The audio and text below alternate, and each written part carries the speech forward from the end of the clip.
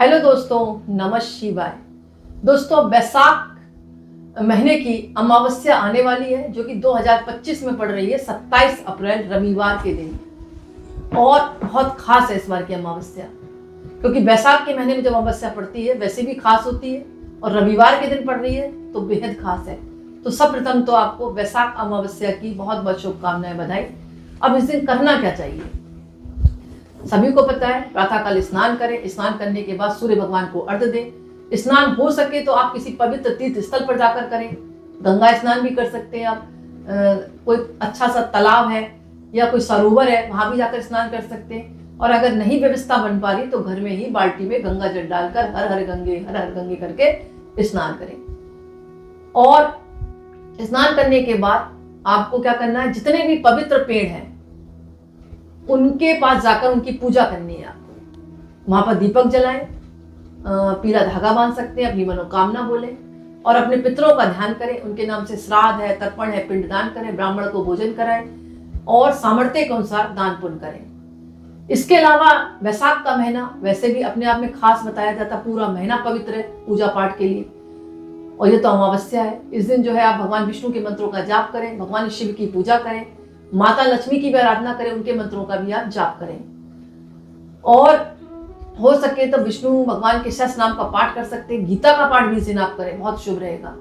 और भगवान शिव के मंत्रों का जाप के साथ साथ आप शिव चालीसा पढ़ सकते हैं, शिव सहस्त्र नाम का पाठ कर सकते हैं आप। इसके अलावा आप जो है भगवान शिव का पंचामृत से अभिषेक करें, माता लक्ष्मी के मंत्रों का जाप करें, लक्ष्मी चालीसा पढ़ सकते हैं, श्री सूक्तम का पाठ कर सकते हैं, कनकधारा स्रोत पढ़ सकते हैं। और अपनी मनोकामना बोलते हुए जितने भी पवित्र पेड़ हैं, जैसे पीपल है, तुलसी है, आपका समी का है, बरगद का है, इन पेड़ों की पूजा करें, इनमें पवित्र धागा बांधें, अपनी मनोकामना बोलते हुए। शाम के समय दीपक प्रज्वलित करें, सुबह टाइम मिल जाए तो सुबह भी आप दीपक प्रज्वलित कर सकते हैं। इस दिन गौ सेवा जरूर करें आप, पशु पक्षियों की सेवा करें, लेकिन गाय की सेवा का अलग ही महत्व है। तुलसी की माला से गायत्री मंत्र का जाप करें। उसका कारण यह है क्योंकि रविवार की अमावस्या पड़ी है, लेकिन जब गायत्री मंत्र का जाप कर रहे हो तो सूर्य उदय हो और अस्त होने से पहले आपको गायत्री मंत्र का जाप करना है, क्योंकि गायत्री मंत्र का जाप जो है सूर्य उदय के समय ही होता है और जब तक सूर्य उदय है तब तक ही रहेगा। अस्त के समय गायत्री मंत्र का जाप नहीं होता, ऐसा कहा जाता है। इसके अलावा आप पितरों का ध्यान करें। अपने घर में जो है पानी में नमक मिलाकर पोछा लगाएं। दान पुण्य बहुत करें आप अपने हिसाब से, जो भी कर सकते हैं। अब गर्मी के दिन है तो आप जल से भरा मटका दान कर सकते हैं, शरबत दान कर सकते हैं, जैसे और भी चीजें होती हैं शरबत के अलावा, ठंडाई है, ये सब चीजें दान करें।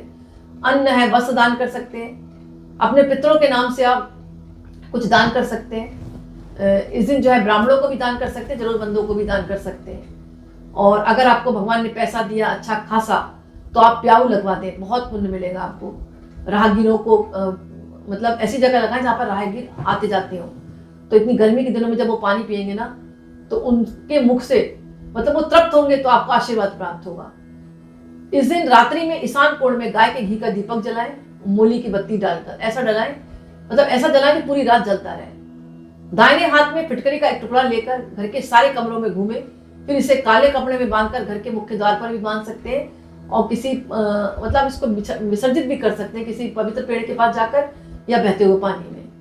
इससे घर की नकारात्मकता दूर होती है। अब विवाहित लड़कियां हैं, वो सुंदर वर की कामना चाहती है तो वैशाख अमावस्या पर भगवान विष्णु और माता लक्ष्मी की विधिवत पूजा करें और अपनी शादी के लिए प्रार्थना करें। कहा जाता है शीघ्र शादी के योग बनते हैं। इसके अलावा संतान प्राप्ति के लिए भगवान विष्णु के मंत्रों का जाप करें और विष्णु चालीसा का पाठ करें, भगवान विष्णु के सहस्त्र नाम का पाठ करें, उनके कथाएं सुने। काफी हद तक संतान प्राप्ति के योग बनेंगे, ऐसा कहा जाता है। और संतान है उनकी दीर्घायु, उन्नति और तरक्की के लिए भी आप प्रार्थना कर सकते हैं। दुर्भाग्य को दूर करने के लिए वैशाख अमावस्या के दिन घर के मुख्य द्वार पर घी का एक दीपक जरूर जलाएं, इससे दुर्भाग्य दूर होता है।